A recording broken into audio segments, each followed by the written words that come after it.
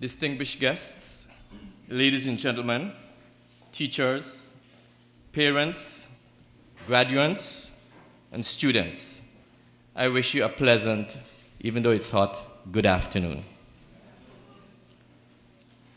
The Claudia Creque Educational Center comprises of 3 levels within the educational process, namely preschool, primary, and secondary, all on one common compound.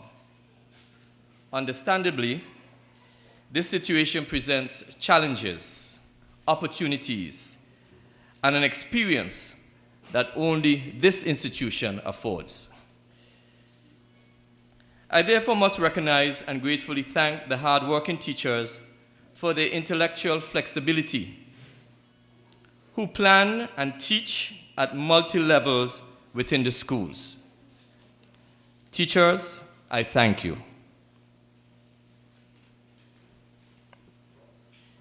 To our active PTA and parents, we also say thank you for your contribution during the school year. In September 2013, the Claudia Creque Educational Center opened with a total student body of 60 students. At the preschool, there were 10 students, 7 girls and 3 boys. At the primary division, there were 30 students, 14 boys and 16 girls. And at the secondary division, there were 20 students, 11 males and 9 females. During the school year, 1 male student from the primary and 1 from the secondary were both transferred, one within the territory and the other abroad. The staff comprises of 15 teachers, 2 males and 13 females. 2 itinerary teachers serve as physical education teacher and music teacher, 1 male and 1 female respectively. There's a custodial worker along with a helper. The school took part in all the activities that the Department of Education provided. Hence, Claudia Creque Educational Center made representations at the National Spelling Bee, the Spanish Bowl, the General Knowledge Quiz, and the debates of the school came, and the debates of which our school came 3rd position.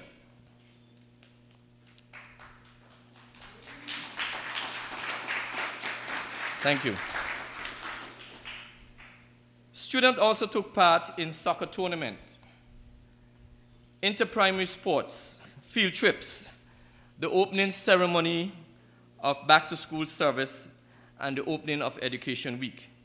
Teachers also took part in workshops and seminars provided for them.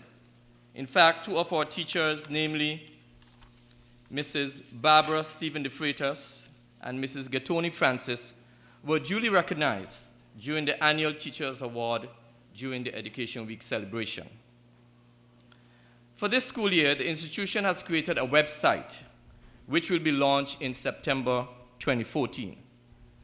At the preschool, 4 computers complete with mouse and pads were bought and partially installed.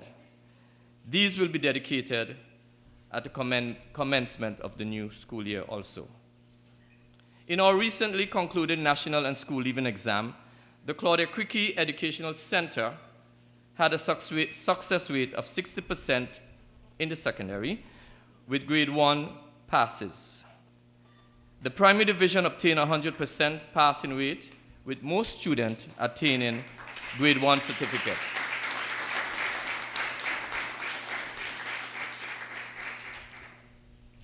Ladies and gentlemen, I could tell you of the many challenges we here at Claudia Creque Educational Center face.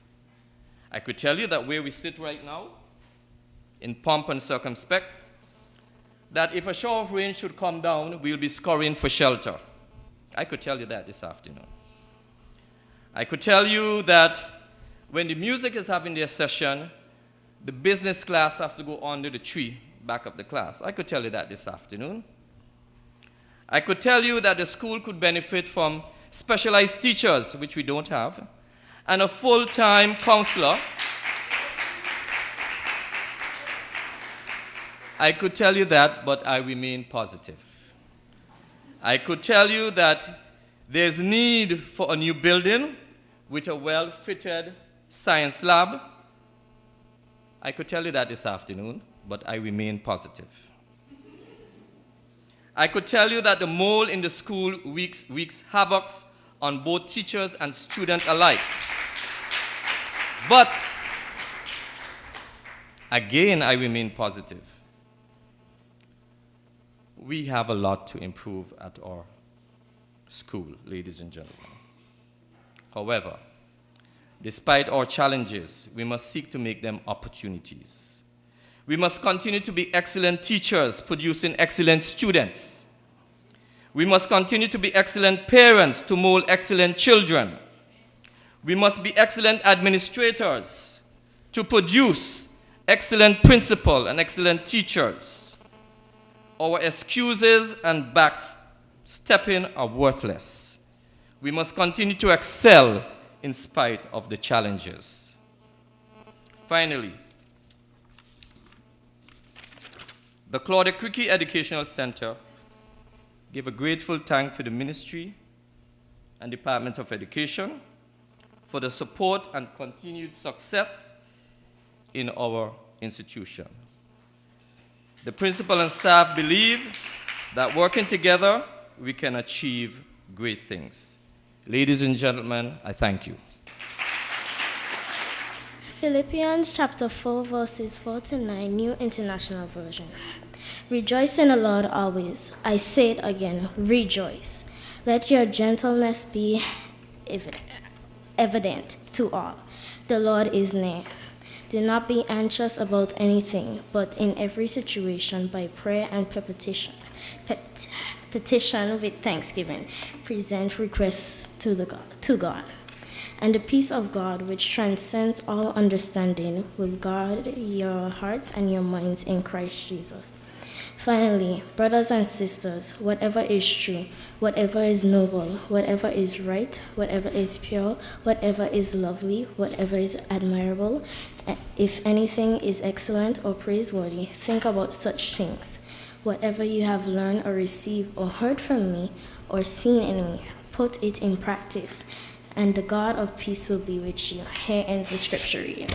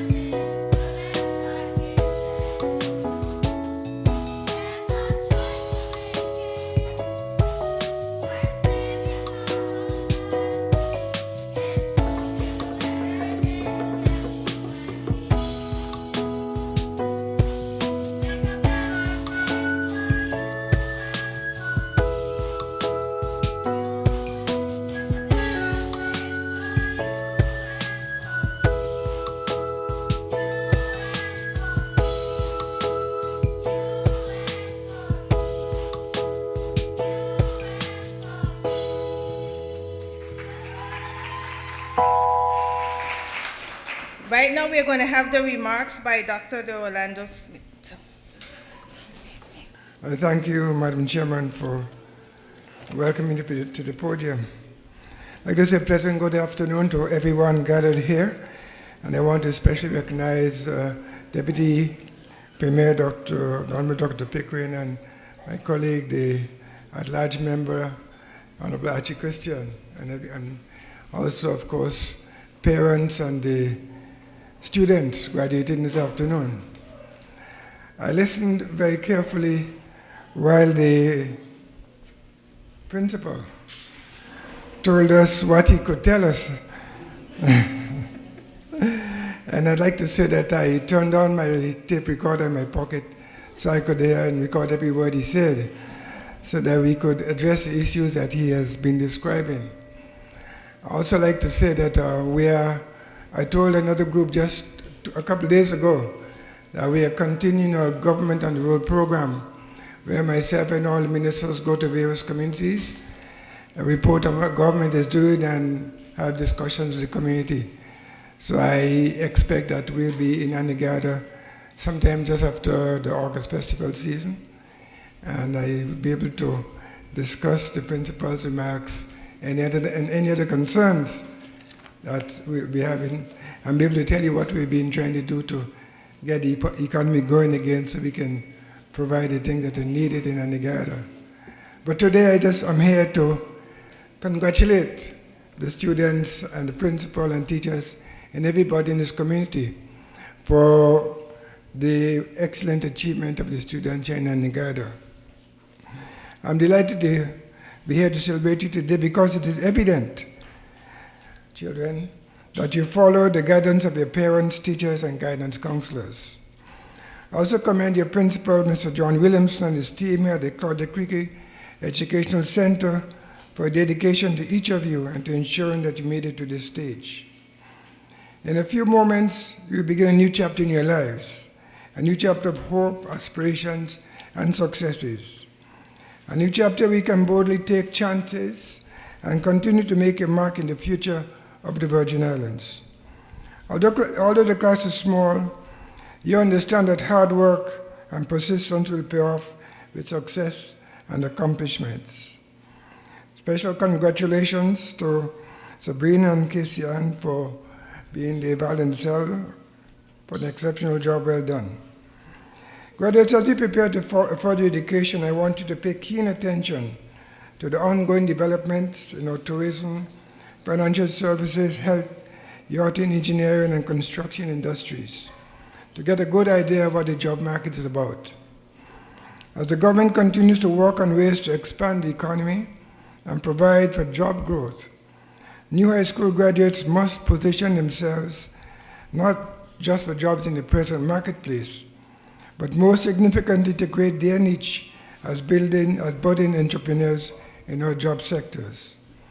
Yes, class of 2014, your generation is a part of that revolution.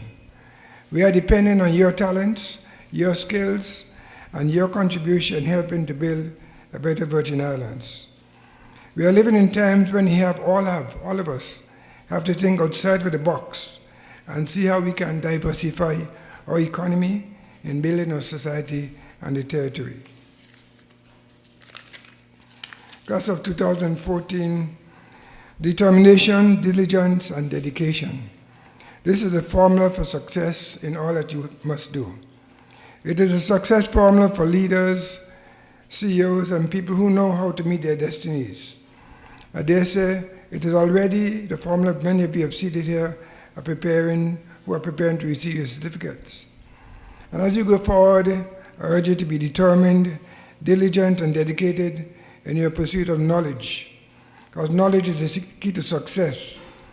It is your path to the stars, and education is your tool to make an impact on your community and the world. In your pursuit of knowledge, remember to walk alongside your brother and your sister. Be the voice of support for those who, for whatever reason, appear to be struggling in the race of life. Do not leave them behind, but encourage them to keep moving forward. So again, graduates, congratulations to you all to the class of 2014, and I wish you well in your future endeavors. Thank you.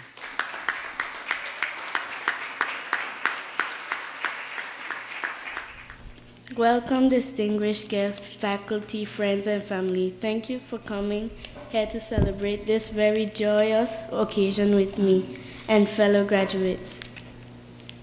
It is indeed a pleasure and an honor to be here standing here today as the Claudia Creque Educational Center's 2014 salutatorian of the primary division. I am really excited to have reached this milestone in my life, and I can't wait to see what is next. I can't emphasize enough how thankful I am to the Lord above for making this day a reality for me. Thank you, and to my parents, Damon and Chara Wheatley. I am so happy to have you in my life. Thanks for all that you do. I also want to thank my grandfather for helping me with my field study, and my brother and sister, aunts, and other family members who encouraged me, guided me, and kept me focused. I love you all. Prior to being in grade 6, many teachers doubted my abilities and my self-esteem was low. That is until I had the privilege of being in Mr. J's class. I have heard great things about Mr. Jacobus from the past, from other students, but to actually be in his class is a whole different thing. Thank you, Mr. Jacobus, for the lessons you taught us, the values you instilled in us, the confidence you brought out of us. According to an unknown source, a teacher's purpose is not to create students in his own image, but to develop students who can create their own image. Because of you, Mr. J, I have the confidence I need to move forward and to achieve even more things. When you taught us, you never moved on to a new topic without making sure that we all understood the old topic. Did we fall back because of the time you took?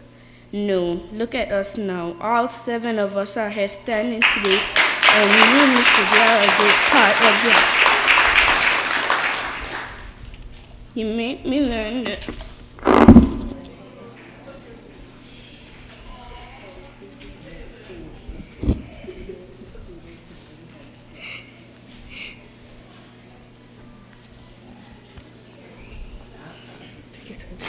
Take your time.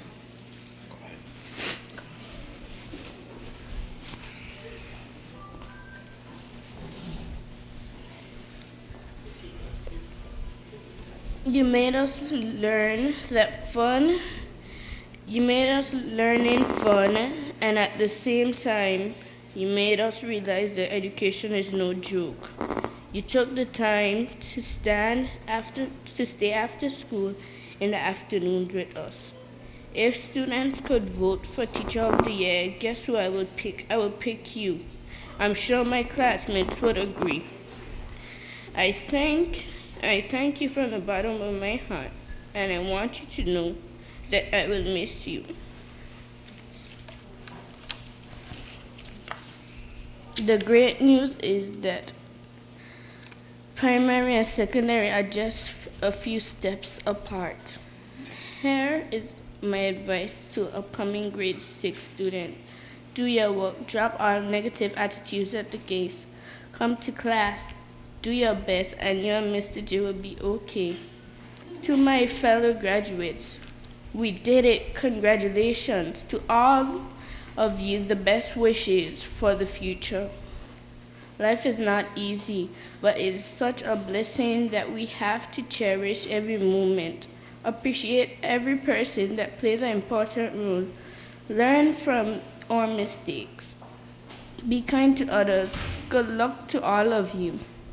And finally, where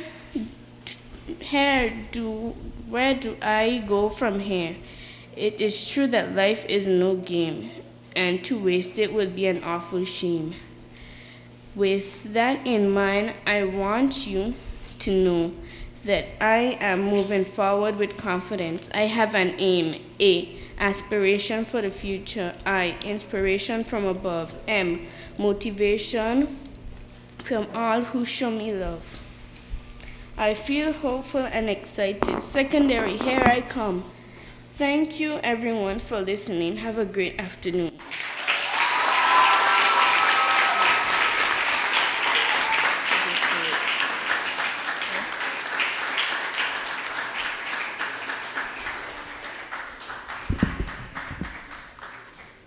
As Dr. Potter said just a while ago, at Claudia Creque Educational Center, it's always tears. Now we're going to have the valedictorian speech by Zavadia Reimer.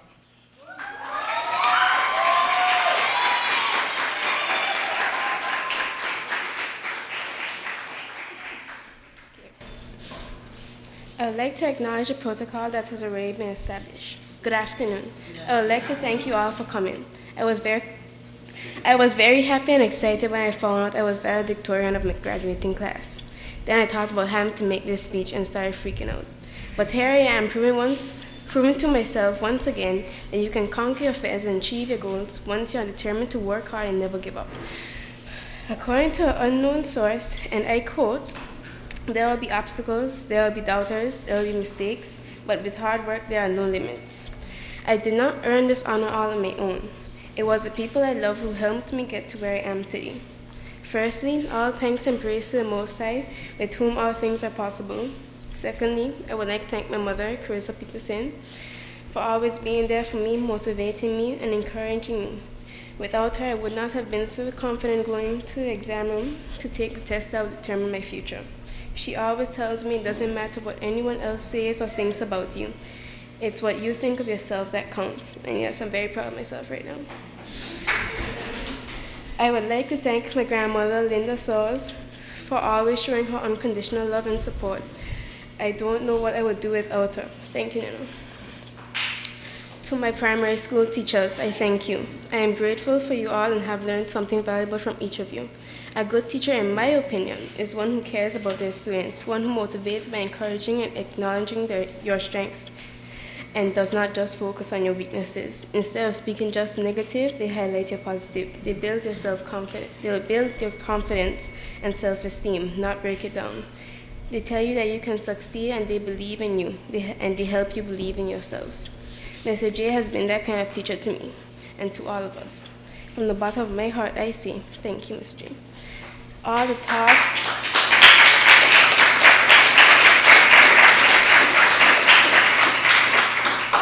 talks, jokes, our debates, and late hours of after school, and the treats and also sacrifices he made for us are greatly appreciated and will never be forgotten. I will never forget our time we had with you, and I will miss you very much. I also have to thank some people who have a special place in my heart, especially Mrs. Tika Walcott for always being there for me and helping me in ways too numerous to mention. Also the rest of my family and friends who have encouraged me along the way. To my classmates, we all made it. I congratulate you all again. Today is the day that we, as a class, are graduating.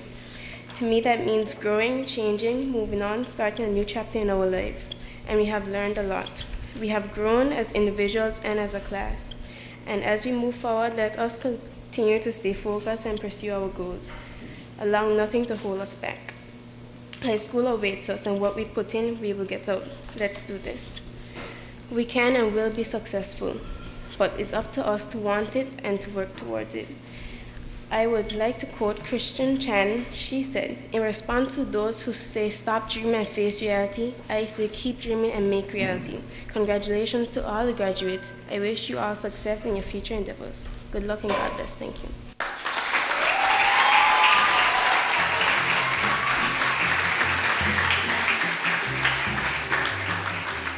Thanks for Zavadia Reimer.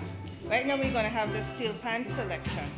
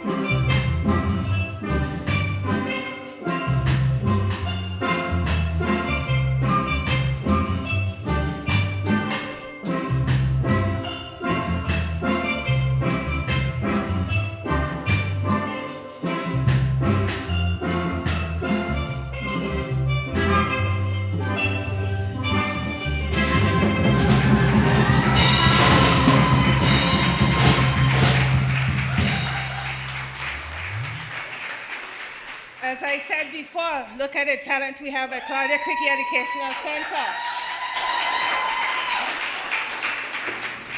I would like to recognize the protocol that has already been established. Good afternoon, ladies and gentlemen. It's indeed an honor to stand before you as the salutatorian of this year's graduating class. There were times when I really was unsure of reaching this point. But through the support of many who encouraged me, here I am today.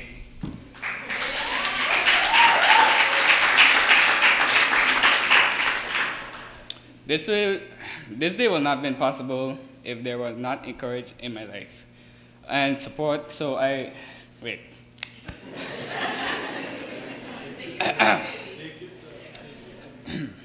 This day will not have been possible if they were not there in. This day would not have been possible if not their encourage and support, so I really want to take the time to express what they all mean to me. Firstly, I'd like to thank God who gave me the strength, wisdom, and courage to complete the task. Thank you to my parents, Damon and Cheryl Whitley, who motivated me, especially on those days when I didn't want to come to school. Thank you, parents.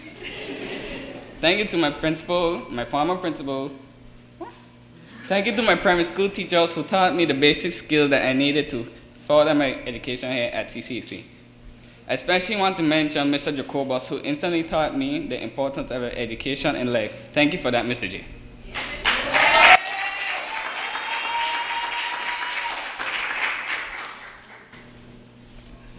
I mostly want to thank my former principal, Ms. Vanderpool, who not only motivated me, but disciplined me when I needed it, and I had needed it for real. And guided me throughout the years. Teacher Oma, you were very instrumental in my life, and I will never forget you. Love you, Teacher Oma.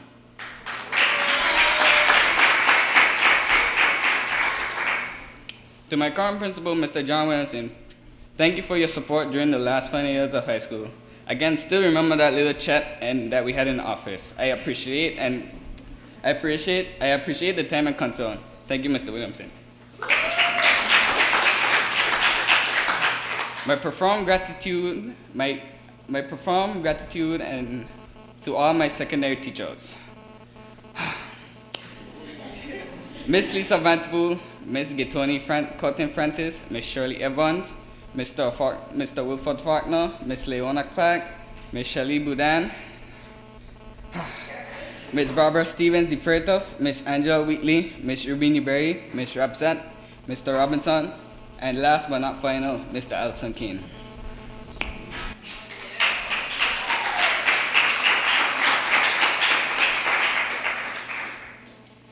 I'd like to extend an extra special thank you to my wonderful teacher, Lisa Vanderpool.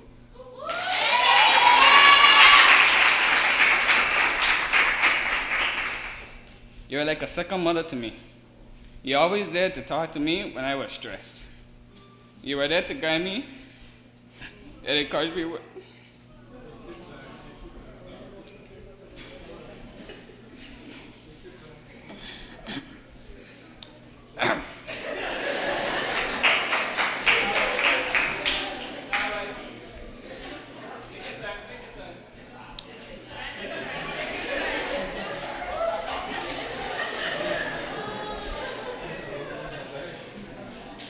Encouraged me when I was ready to give up. I always remember your quotes and scriptures you used to tell me throughout the day. Teacher Lisa, I love you and miss you.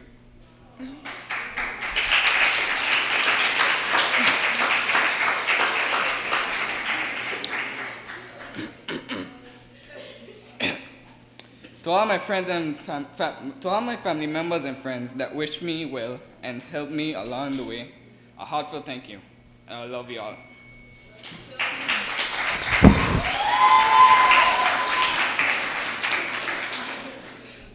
To the upcoming Form 5 and those leaving the primary school division, coming over to the secondary, I implore you, do not waste time. Complete all tasks and try to keep up with your studies. To my fellow graduates, our time is just about done. We are about to go our separate ways. In order to continue what we have started, we are on a path that will lead each other to our destinies.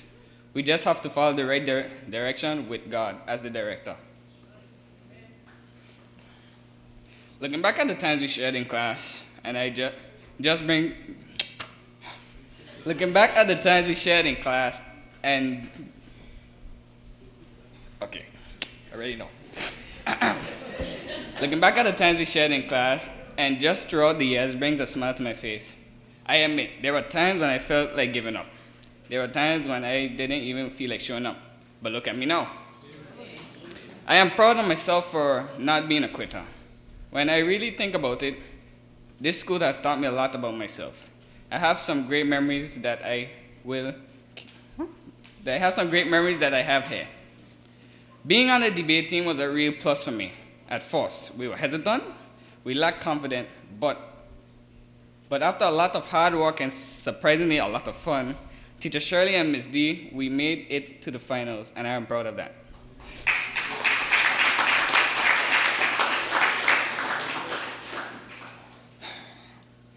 I just want to take the time out to say to all students in my class, you weren't just my classmate, we are friends. We had some great times together. Muhammad Ali even said, friendship is something you learn, wait. Muhammad Ali even, Teacher Shirley, you got me right to stupidness. Muhammad Ali said, and I quote, friendship is not something you learn in school, but if you haven't learned it, the meaning of friendship, you really haven't learned anything. A word of advice to everyone, remember to follow your own mind, your own heart, and your own path. Do not let anything or anyone stop you from accomplishing your goals. But, remember what I say, but you have to set your goals first. The world is a wonderful place, but it's not easy. Therefore, we, meaning you and I, have to be careful, confident, and complexive. We can't take the easy road because that road does not exist. For a better and brighter tomorrow, we have to all pledge, do what we can, when we can, and for as long as we can. From today is a good time for me to start. Thank you. Winston Churchill said, and I quote, success is not final. Failure is not fatal. The courage to move forward, that counts. Thank you, everyone, and have a pleasant good afternoon.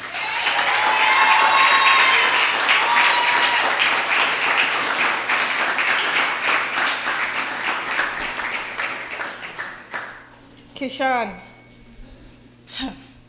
you're the first young man that ever came to the stage and cried, but you suck it up like a man. But Kishan is my nephew, and I really feel proud that he's one of the graduating students of 2014.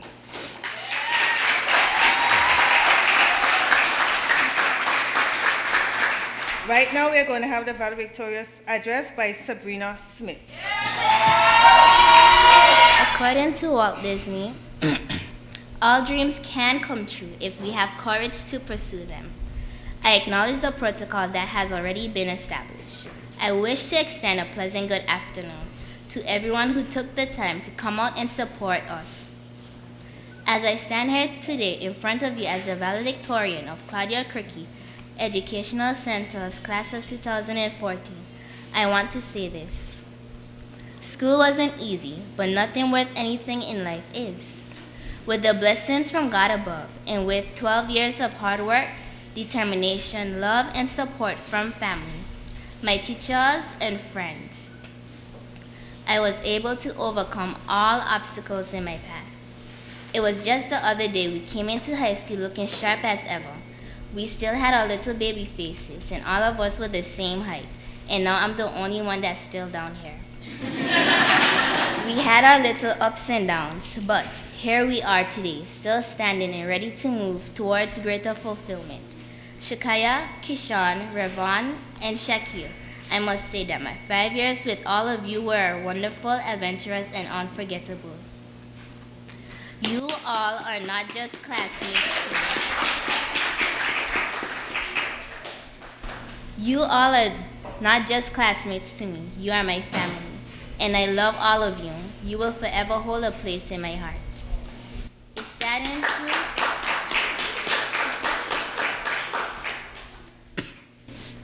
It saddens me to see that not all of us are standing here today. But then again, according to the book of James in the Bible, blessed is the man who perseveres under trial, because when he has stood the test, he will receive the crown of life that God has promised.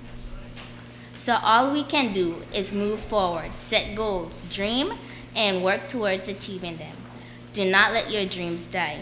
Joel Osteen was right when he said that God would not have put the dreams in our hearts if he had not already equipped us with everything that we need to fulfill those dreams. Other people's thoughts or words do not determine our futures or our potential. Our actions do. And if we try and fail, at least no one can say that we failed to try. To those of you that did not graduate from high school today, please do not despair, because in life every day is a graduation for those who perceive in that way. Just keep trying, keep working, keep learning and improving. Joel said it best when he said, sometimes out of our greatest rejection comes our greatest direction. Good luck to you all. To my family and friends, I just want you to know that your love and encouragement really motivated me to do my best, and I am very grateful for that. Much needed support. And of course, to the people who brought me into this world, Mommy and Daddy, thank you. Thank you both so much for everything. I am so happy to have you all as parents, even though things weren't always the way we wanted them to be. Times were not always so easy. We still managed to pull through it together. To my wonderful brothers, Rondell and Nicholas, a special thank you to both of y'all for being the joy in my life. I love you guys. To the 7 girls standing here today, you have successfully completed the primary phase of your CCEC adventure. Congratulations. The fun has just begun. It is now that you all will see what it is that we in the blue shirts had to deal with. I'm just kidding, kind of. Don't worry. The teachers in the secondary will take care of you and guide you on your journey. To those teachers, Teacher Lisa, Mr. Faulkner, Miss Wheatley, Mrs. Woodan, Teacher Shirley, Miss Clark, Miss D, Miss Gaetoni, Miss Uberry, Mr. Robinson, and Miss Rapsat, our heartfelt thank you for your time, love, knowledge, and guidance. I won't forget you or any of the teachers I had in the past. I also want to thank both my current and former principals for their support. Thank you, Mr. Williamson and Teacher Irma. To other students of CCEC, from me, Sabi, don't give up. Don't back down. Study and believe. Do your work and achieve. Know that you can make it no matter what. And if you fall, get back up and try again. Remember, there is a time and place for everything. Stay focused. I will miss all of you. Thanks again, everyone, for your presence here today. Remember, it's not just about us up here. We are a small community, so each action affects the general order of things in the future of this territory. I am asking you all to do your part, and I will do mine. I will dream, I will work hard, I will set goals, I will believe, I will overcome, and in the end, I will be me. A success story. Why? Because I have the courage to pursue my dreams in order to ensure that they do come true. At this time, I would like to call Shaquille Harrigan to read a graduation poem with me. I ask that you all listen carefully to the words. It is called Dedication After Graduation.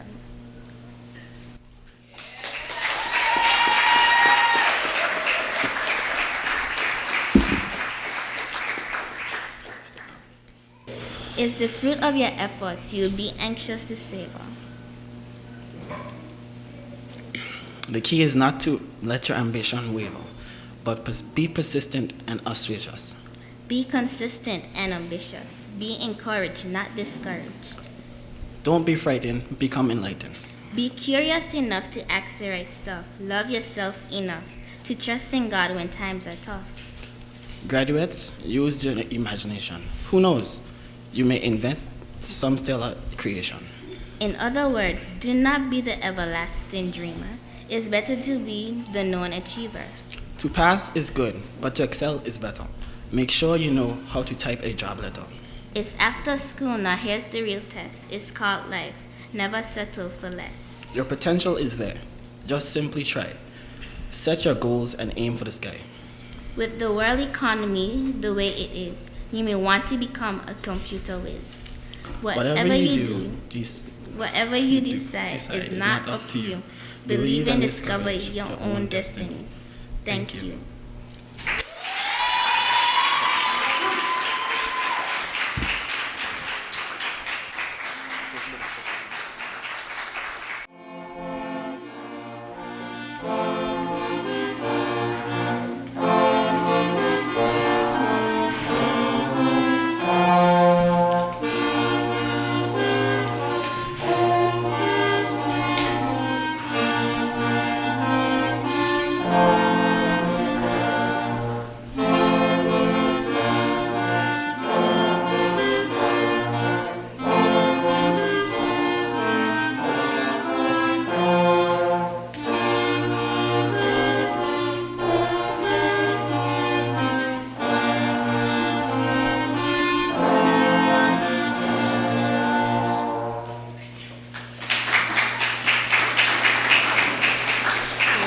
Premier, Deputy Premier, Honorable Christian, Education Officer Hodge, Sister Ellen Coordinator, Principal, Faculty, Staff of the Claudia Creque Education Center, graduates of the 2014 graduating class, parents, well-wishers, boys and girls.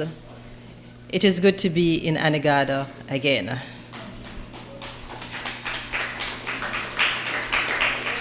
I attended my first graduation in Anegada in 2008. I think I have cried at every graduation since then. And I told myself that I was not going to be in Anegada this year, and lo and behold, the minister called me and said, sorry, Permanent Secretary, you have to go to Anegada this year. So here I am. So I'm here to offer congratulatory and remarks and words of advice on behalf of Honorable Myron Walwyn, who unfortunately could not be here because he's attending another graduation on Tortola. And he sends his congratulations to the parents and the students, the principal and staff, and he would have loved to be here, but then we have to share ourselves between all the schools in the territory. So, this afternoon, it is with great joy that I offer heartfelt congratulations to the 2014 graduating class of the Claudia Creque Educational Center, primary and secondary divisions. Graduates of the primary division, I know that you have made your teachers proud, and I've been hearing Mr. J's name all afternoon. So Mr. J needs a round of applause.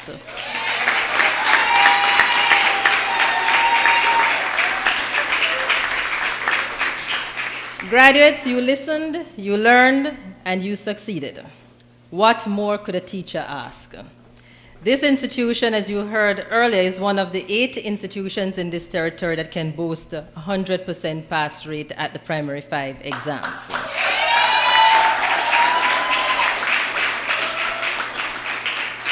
And I am sure Principal Williamson and the faculty are extremely proud this afternoon. To the valedictorian, and please forgive me if I don't get these names correct, but Zavodia, Raima, and your salutatorian, Shadina Wheatley, I extend special congratulations to you on being the top 2 students of your graduating class. You've done extremely well.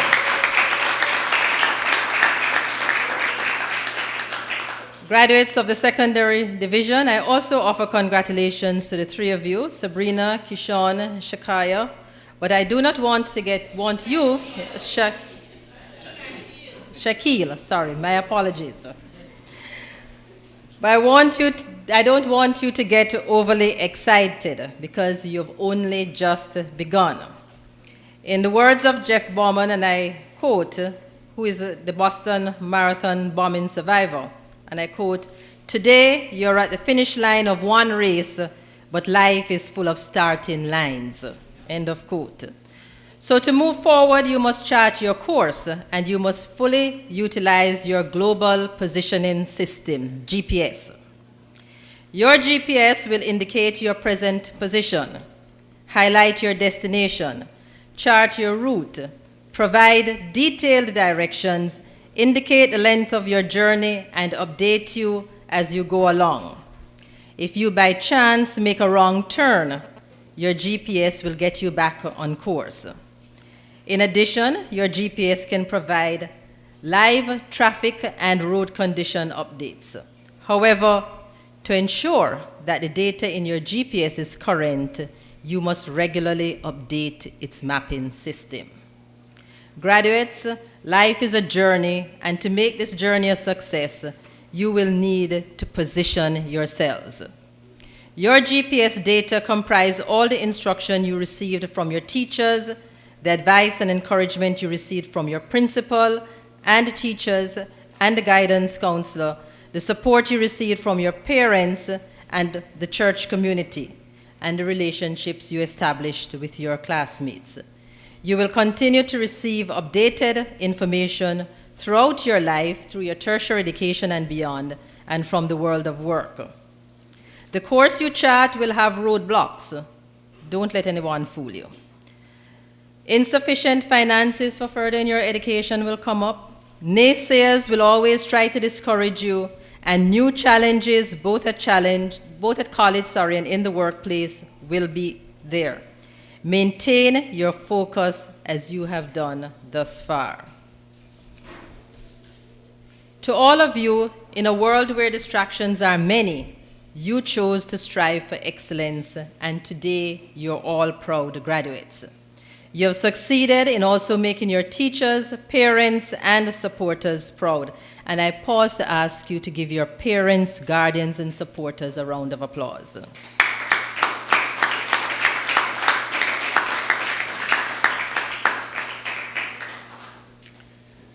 It was Sir Winston Churchill who said, "Attitude is a little thing that makes a big difference." Graduates, make sure that you pay attention to attitude. I urge you to make a genuine effort to choose and display the right attitude daily. Take responsibility for what you do. Think, act, talk, and conduct yourself like the person you want to become, the person you want everybody to be proud of. Develop a high appreciation for life and let yourself grow. The Ministry of Education and Culture and the Department of Education has been working tirelessly to improve the education system of the territory of the Virgin Islands through a number of initiatives that have already been implemented and some which will be implemented in the next academic year. Allow me to share a few with you. We have put in place a school readiness assessment program which is called VI Kids, which is being administered to the kindergartners at the start of the school year.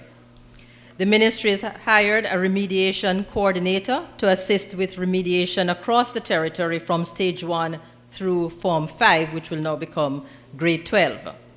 Students aged 14 years who have been unsuccessful at the primary 5 assessment have been immersed into remedial programs at the secondary level.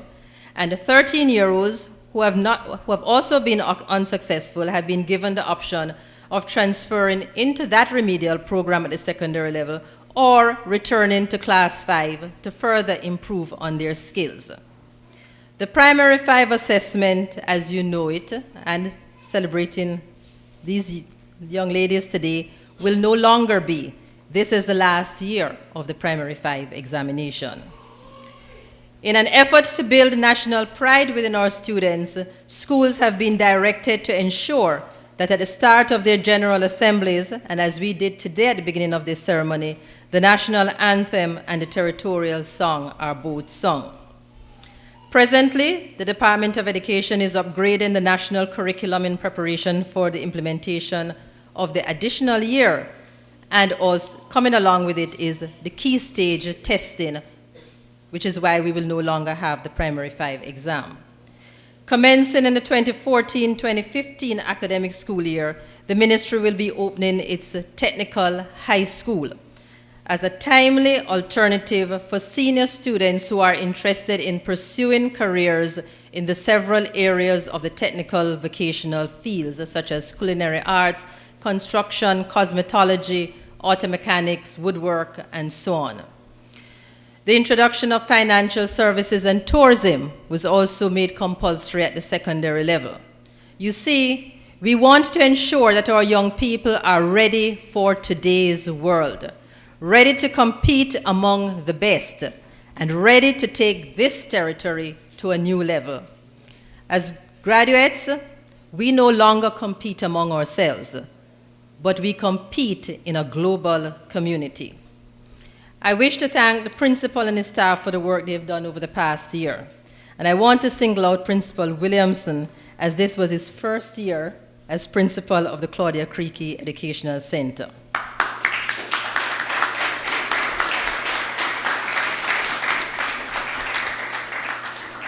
Principal Williamson, I know that you have faced many challenges over the past year. But, ladies and gentlemen, the Mr. Williamson I know as a colleague in teaching is one with determination to succeed, and one who seeks to find opportunities in the midst of challenges. So I have no fear that Principal Williamson will go on. Thank you, sir. Finally, I'm pleased to announce the name of the recipient who will be eligible to receive a scholarship pending the CXC-CSEC results in August, which should be 5 passes inclusive of mathematics and English, and that person is Miss Sabrina Smith.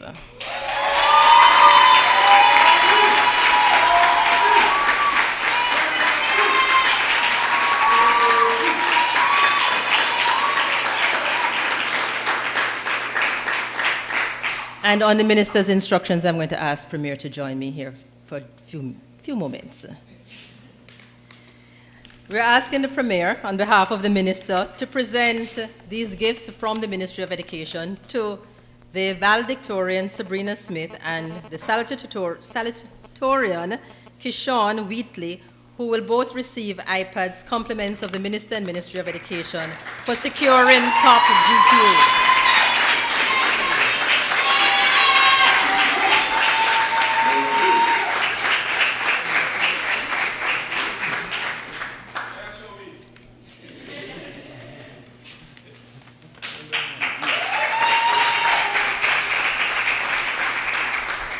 Thank you, Premier.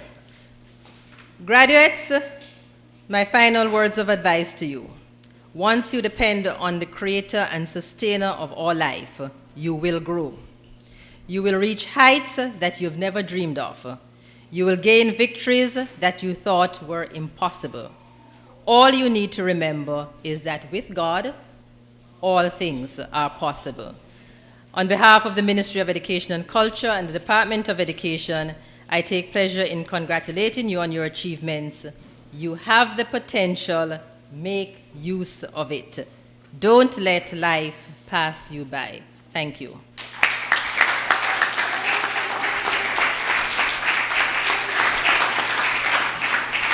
Thank you, Dr. Potter. Right now we're going to have Shaquille Harrigan to introduce the keynote speaker for today. Dr. the Honorable Kedrick D. Pickering was sworn in as a Deputy Premier of the Government of the Virgin Islands by His Excellency Governor Boyd McCleary on the 9th of November 2011, 2 days after the general elections were held. Dr. Pickering is also the Minister of Natural Resources and Labor and is responsible for the development of the country's airport. A physician by training, Dr. Pickering earned his medical qualifications at the University of the West Indies, Mona campus in Jamaica in 1985. After that, he successfully acquired specialist qualification as an OB/GYN at the University of the West Indies, Mona, while also completing his residency at the University Hospital of the West Indies in Kingston, Jamaica in 1992. An associate of the American College of Obstetrics and Gynecology, Dr. Pickering had served the Virgin Islands in both the public health arena and in private practice, and continued to maintain a private practice as an OBGYN and co-owner of the multi-purpose medical facility in the British Virgin Islands. Dr. Pickering was first elected to the public office in 1999, serving as the opposition member of the Legislative Council of the Virgin Islands for the period of 1999 to 2003. He then was elected to his second term of office in 2003, serving as a government backbencher in the Legislative Council of the Virgin Islands. From 2007 to 2011, Dr. Pickering held his third term of office, serving as a member of Her Majesty's loyal opposition in the House of Assembly, Government of the Virgin Islands. He is currently serving his fourth term of elective office, having resoundingly won his district in the last elections, gaining 70% of votes cast.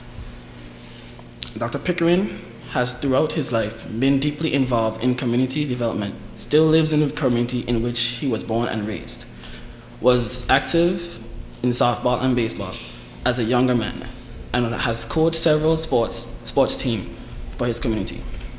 He has also had a long-standing interest in matters pertaining to the environment and served for several years on the board of the BVI National Parks Trust. Dr. Pickering is married to Alice Henry, and they have 4 children. It is my honor to present to you our guest speaker for 2012 graduation ceremony. Please welcome for this 2014 graduation ceremony. Please welcome Dr. the Honorable Creque Pickering.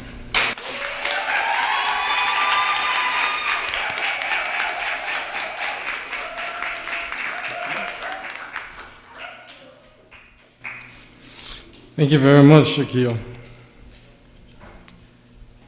Dr. the Honorable D. Orlando Smith, Premier, at-large Representative Mr. Archibald Christian, Madam Permanent Secretary, Principal Mr. John Williams, Island Coordinator Mr. Wheatley, staff and students of the Claudia Creque Educational Center, graduates. Ladies and gentlemen, boys and girls, a very pleasant good afternoon to you. I want to say thanks to the organizers for inviting me here this afternoon. And I want to take this opportunity to say congratulations to all the graduates, both at the primary level and at the secondary level. And if you think that you have started studying, let me just advise you, it cost me 29 years of my life to be able to achieve the academic qualifications that I achieved. So your journey hasn't even begun. I also want to take this opportunity to congratulate the teachers.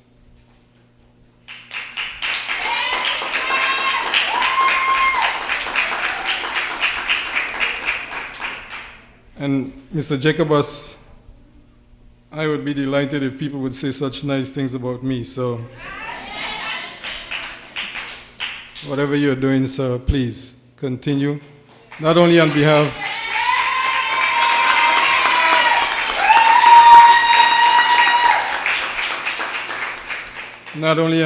of yourself, but on behalf of these students who obviously are benefiting from the hard work. So congratulations to you and all the teachers. You know, while I was attending the National Prayer Breakfast in Washington, D.C. a couple of years ago, and for you who may not know what the National Prayer Breakfast is, it is held every year the first Thursday in February in Washington, D.C., where the President of the United States, members of Congress and the Senate, and all senior government leaders come together to pray for their country. And they've extended it on behalf of themselves to leaders throughout the world. And I've had the opportunity to attend a couple of them. And one year, while I was attending, I had the opportunity to listen to a very distinguished American pastor who was speaking. And he spoke from the perspective of everything that you need in life to be successful, you hold it in the palm of your hands. Your gifts, your talents, your mind, your attitude, whatever it is, you hold it in your hands. Graduates, students, talent has absolutely nothing to do from whence you came. Gifts have nothing to do with whether you were born on Antigua, Tortola, New York, or Paris. Your gifts and your talent have been given to you by the Almighty. It is what you decide to do with it that really matters. Each one of us hold it within the palm of our hands to be whatever we decide that we want to be. The most notorious person that ever walked the face of the earth had to undergo a very questionable background. The very way he was born, his mother was accused of certain things. And the way he died also left many questions unanswered. But he never, for one point in his life, allowed what people had to say about him to determine who he was or what he was about. And so I want to say to you graduates and all you students, though your beginnings may be small, great will be your end, because it really doesn't matter how you begin the race. The only thing that matters is how you finish. There's no race in the middle.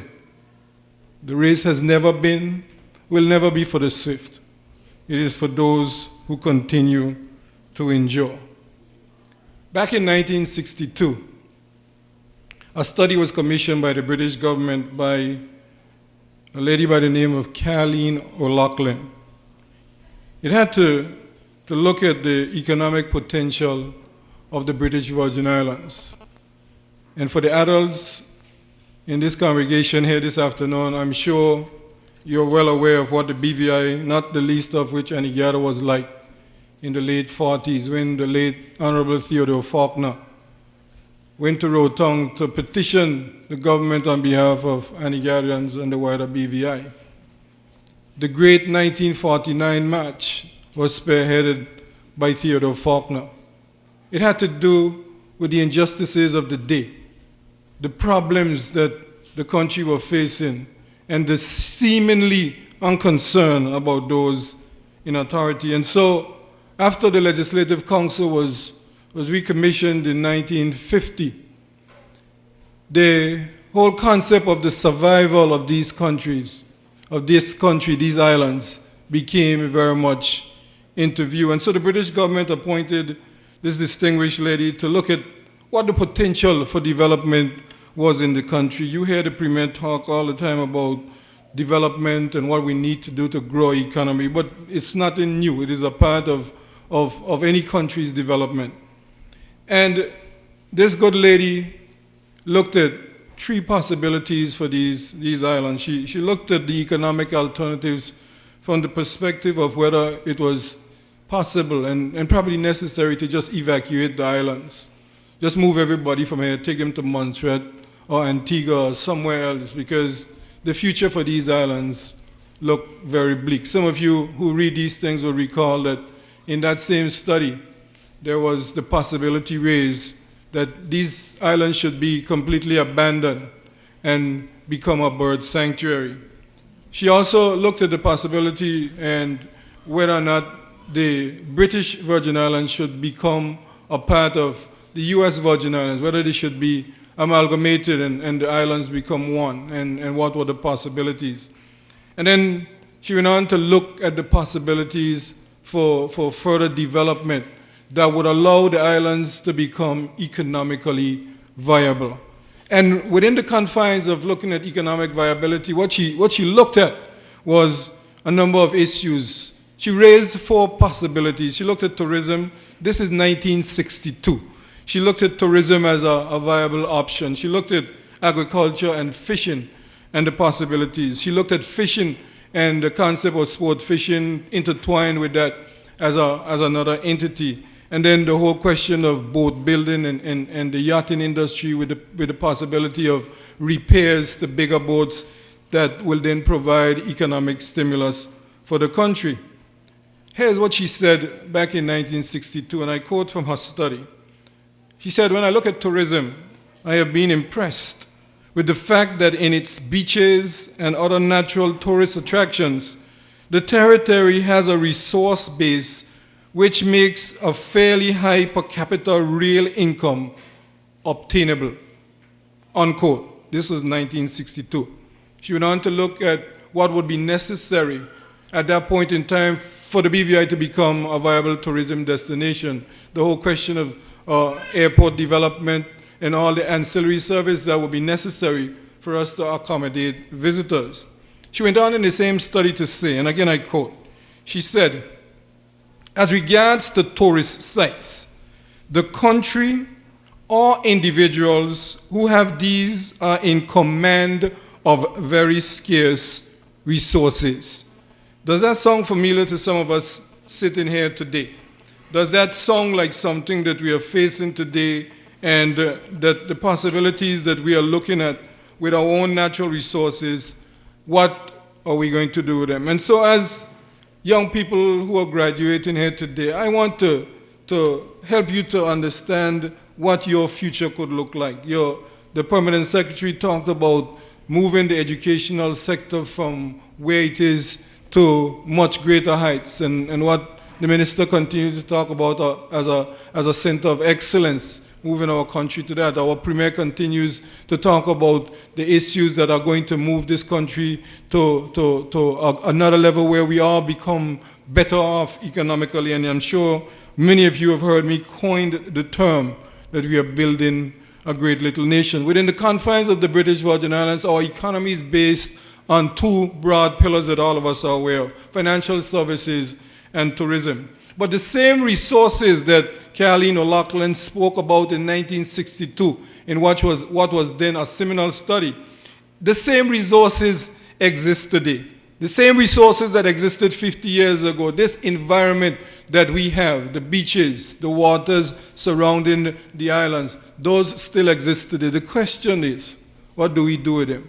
How do we protect them? How do we preserve them? And how do we enhance the value of what we have in order for it to provide the valuables that we need to be able to have the standard of living that we all dream of? That is what is important. And I said earlier that the preacher said that everything that you and I need to be successful in this life, we hold it in our hands. And there is nothing more precious to us in this country, in this day and age, at this point in our history, at this point in our development, than our environment. If we treat it good, if we handle it with care, fragile as it is, it will take care of us. It will take care of you graduates, and it will take care of the next generations and generations to come, because our environment is almost a limitless resource. It's infinite. When we destroy this, the world will be destroyed. There won't be anything left. We have been placed in a place on this earth that has been dubbed one of the most beautiful places on earth. It is for us to understand that. It is for us to appreciate that, because the things that we value, we take care of them. The things that we hold dear to ourselves, to our heart, we put emphasis on ensuring that we protect it. And I want all of us to understand and appreciate that if we take care of the environment will take care of us. Because tourism being our number one industry, there is absolutely no tourism without the environment. I want us to understand and appreciate that, because the environment is why people come here to the British Virgin Islands. It's our number one asset. And so we took the time out to do a study in a conjunction with the Foreign and Commonwealth Office and the University of Amsterdam that looked at the value of the environment to the tourism product in the British Virgin Islands. What does the environment contribute to the tourism product in these islands on an annual basis? And that study pointed out that the environment that we inhabit here contributes $194 million to the tourism economy on an annual basis. The budget that we passed earlier this year was in the region of $301 million. $194 million that come into our economy on an annual basis depends on the environment. What that study went on to show us is that 90% of the people who come to visit us here in these islands say that they come here because of the environment. 90%, whether they were overnight visitors, whether they were sailing on the yachts, or whether they were cruise passengers, they said that the environment was the most important thing why they came here. They went on to tell us that within the environment, our beaches are the most precious resource that we have. You take away the beaches from us in the British Virgin Islands, and there's very little for people to come here to do. If you're like me and you understand what that means, it says that the environment is something that we have to pay careful attention to. We have to add value to it. We have to redouble our efforts to ensure that whatever we do, we're going to protect that environment. And so I've been speaking in different forums about ways in which we can help protect the environment. Chiefly amongst them is how do we mitigate against global warming? How do we pay attention to the issues of climate change? And students, I want you to listen to this carefully, because it is your generation and your children that are going to be affected by climate change. Global warming, climate change, they are very real issues. But they're not something that you can see, touch, and feel, because like any illness that you might have, it takes its toll on your body, and over a period of time, it destroys your body. So if you went to the doctor and the doctor said that you had early stage cancer, for instance, there's a process of treatment that you're going to go through. But you may not feel sick. You might even doubt what the doctor is saying to you. But cancer doesn't kill somebody overnight. The word malignant means it takes its toll over time. It's slow. It's insidious. It just takes time, and then eventually it destroys you, and we pass on. That is what global warming is. Islands are going to be the one that are most affected by global warming, by this concept called climate change. So in 100 years, there could be no beaches on Anegada, because Anegada is so flat. Once the sea level starts to rise, the beaches are going to disappear. If the beaches disappear in the BVI, it means that our tourism product will almost be gone with it. It means that our economy is going to fall apart. So what it means, therefore, is that we need to do some things to help mitigate against those effects, to minimize the dangers of climate change. And so you hear the talk about renewable energy. You hear the talk about alternative energy. You hear the talk about reducing our carbon footprint. You hear the talk about reducing the use of fossil fuels. These are all, might sound fancy, especially to the students, but they're very real. What it means is that we have got to find ways to use the energy that surrounds us that is natural. Solar, we have abundance of sun. It ain't going nowhere. Wind, we have abundance of it. It ain't going nowhere. The oceans, wave technology, it exists. It's not going anywhere. What we've got to do is find ways to convert that energy into electricity that will then help us to reduce our dependence on the power plant. Because every power plant there is, whether it is coal or diesel, is creating more carbon in the atmosphere, and they're therefore destroying what is referred to as the ozone layer, and ultimately we are going to be destroyed if we continue along that path.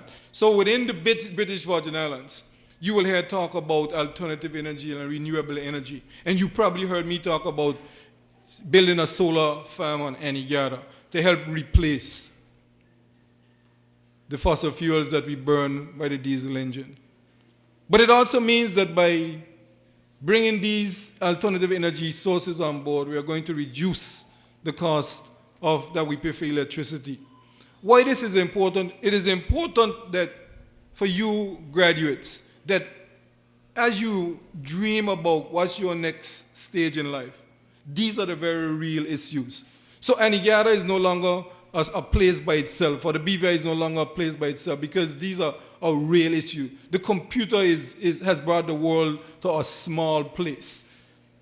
You don't have to think what you can do on Aniguera no more for a living. You think only, what do I want to do as an individual that will make me content and help me contribute something to the betterment of mankind. That is the way you have to dream. Because the solar farms that will be created, the wind farms that will be created, the geothermal energy that will be created will need engineers, will need scientists, will need maintenance people to do all of that kind of work.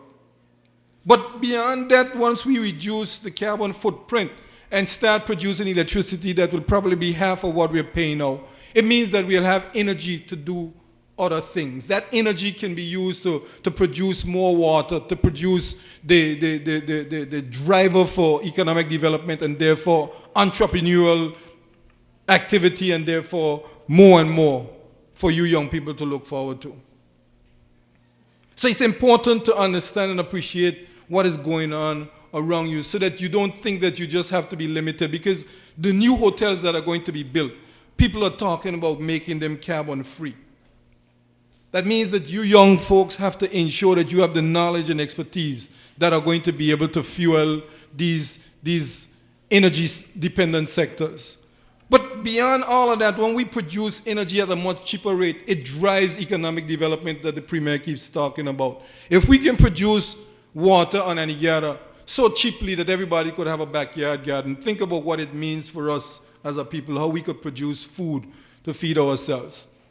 I see us producing water in Aniguera, and Aniguera becoming a center where we could produce all of the fruits and vegetables that are consumed in the BVI. Because with greenhouses, you don't need to live in a cold country to produce strawberries. You don't need to be in a cold country to produce certain type of flowers. That's what greenhouse technology is all about. Greenhouse technology means you can produce literally anything you want anywhere in the world, because the climatic condition within the confines of the greenhouse will help to be able to adjust it to whatever you want, and therefore produce all what you need to produce. So we're thinking about producing water that will help fuel agricultural development, greenhouse technology. And so everybody in Aniguera would be able to access these technologies. But the younger persons among us, graduates and students, you have to think about how you can be involved in these industries. How do I go off to university to get the knowledge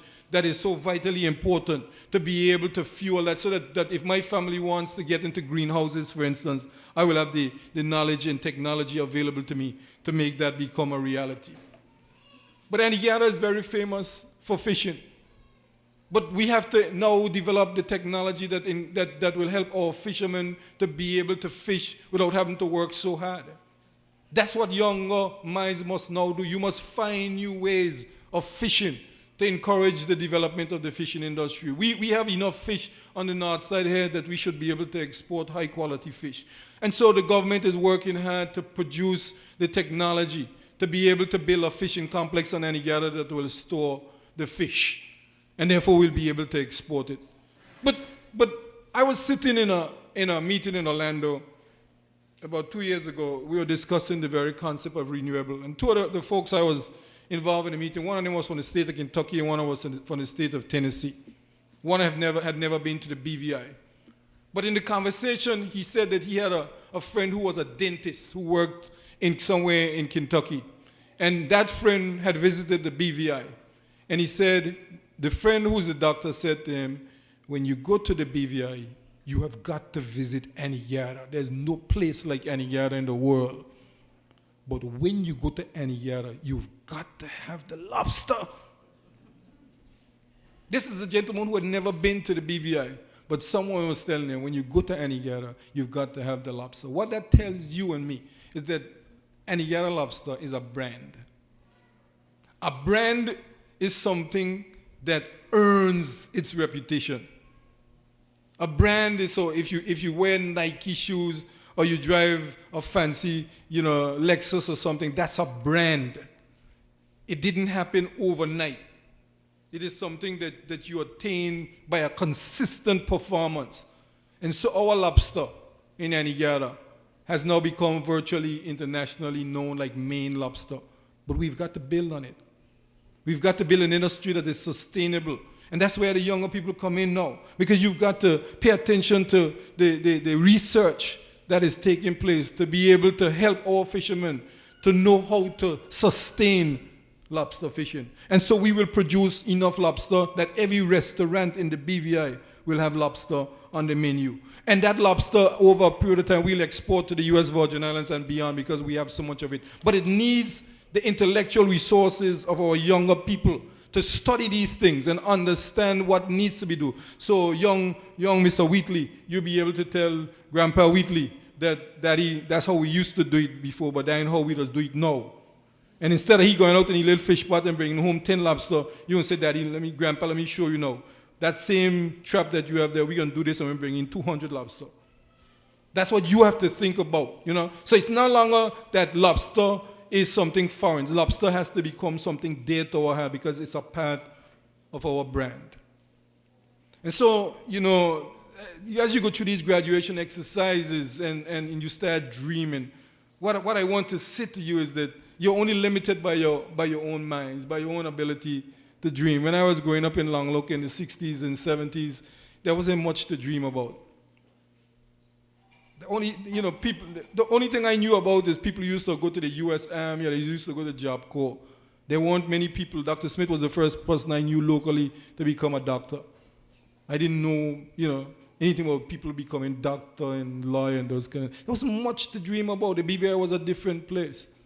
But here you all sit, as your principal have outlined some challenges. But within those challenges, he has seen many opportunities. So no longer is Aniguera some little small place or remote part of the BVI because the possibilities are endless. The prophet Habakkuk, said that the future belongs to those who can see possibilities long before they become obvious. And that's what we hope that we have said to you this afternoon, that you could dream and dream as far as you want to dream because the possibilities are endless. Congratulations to all of you. God bless you. And God continue to bless these Virgin Islands. Thank you.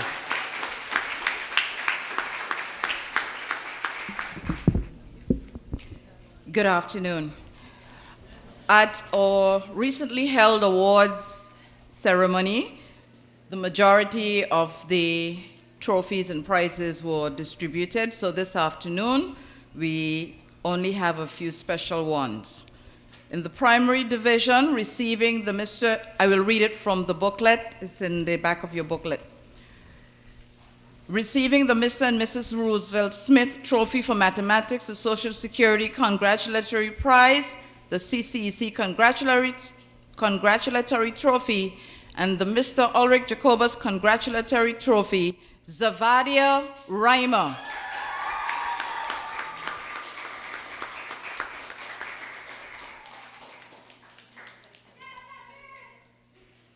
Receiving the Neville Brathwaite VI Airlink Trophy for English, the Claudia Creque Educational Center's Congratulatory Trophy, and the Mr. Ulrich Jacobus Congratulatory Trophy, Shadina Wheatley.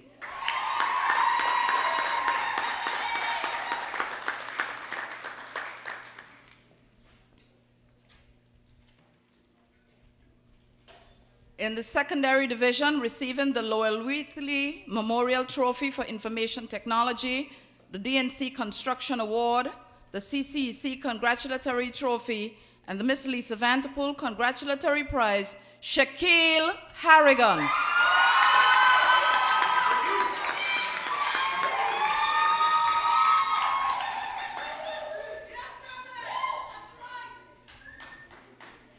Receiving the Department of Education and Culture Student of the Year Trophy, the Honorable Ralph T. O'Neill Trophy for History, the Mr. and Mrs. Roosevelt Smith Trophy for Valedictorian, the Captain Ira Smith Memorial Trophy for English Language, the CCEC Congratulatory Trophy, and the Miss Lisa Vanderpool Congratulatory Prize, Sabrina Smith.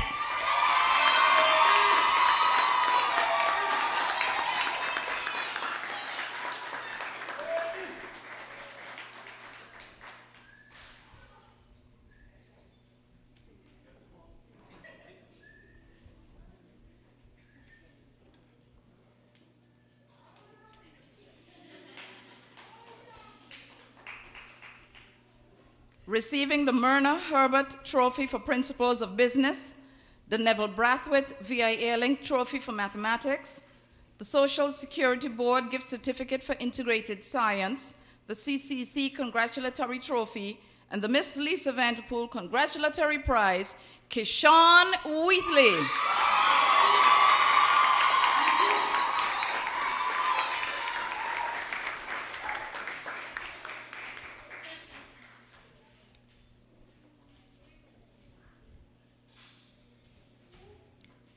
Will the graduating classes of primary and secondary please rise?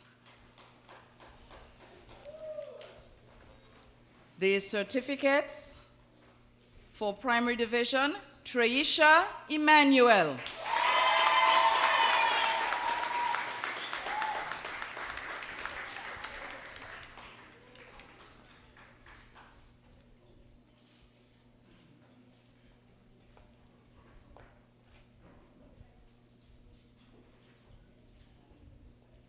Kimberly Howell.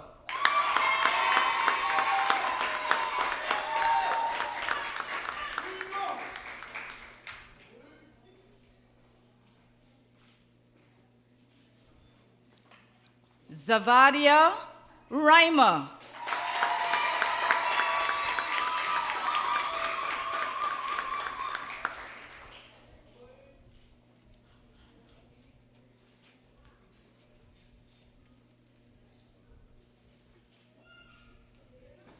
Kyla Vanterpool.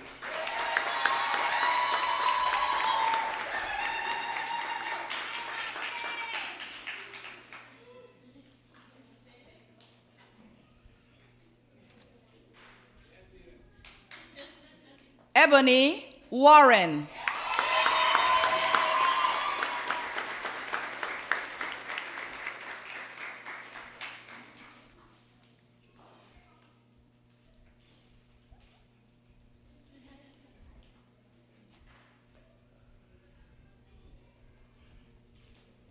Chadina Wheatley.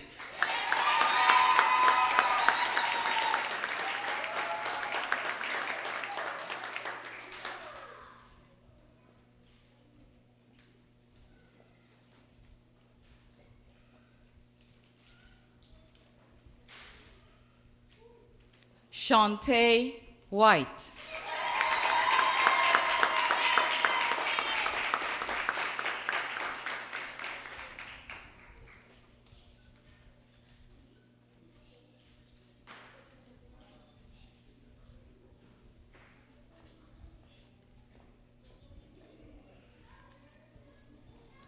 Receiving certificates from the secondary division, Shaquille Harrigan.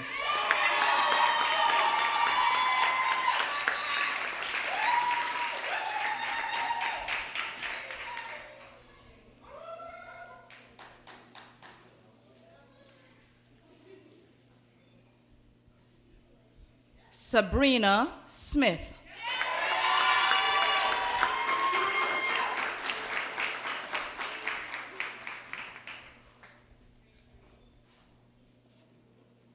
Kishan Wheatley.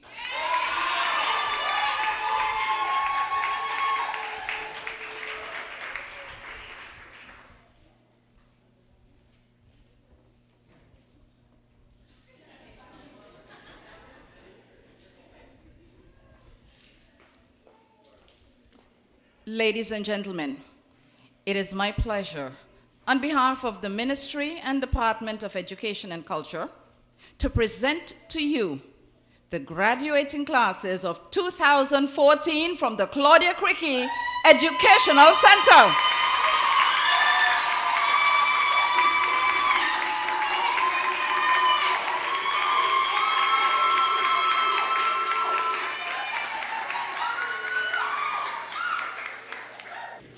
We have a little tokens here. To the most improved student, Treisha Emmanuel.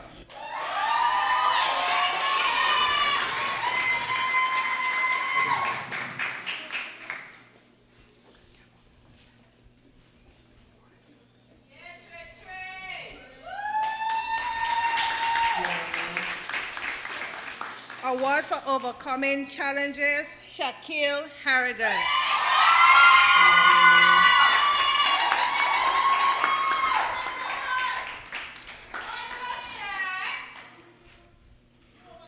We're going to have the benediction by Miss Lucia Francis. Let us all stand, please. Almighty, all-wise, and all-knowing God, our righteous Father in heaven, we stand in your presence with grateful and thankful hearts. We come in Jesus' name before the throne of grace. We thank you, Lord, for how excellent everything turned out here this afternoon. Only you and you alone deserve the honor, the glory, and the praise. Father, I pray your divine protection, your divine guidance, wisdom, and direction upon the principal, the teachers, the staff, and all the students, Lord, that they'll continue to look to you and you alone for divine guidance, direction, and protection. Father, I pray for all government leaders that are here with us today, Lord, to continue, Father, to be with them, direct them, and guide them, Lord. And thanks to everyone that's here present. May we all continue to look to you, Lord. We give you the honor, the glory, and the praise as we say thanks in Jesus' name.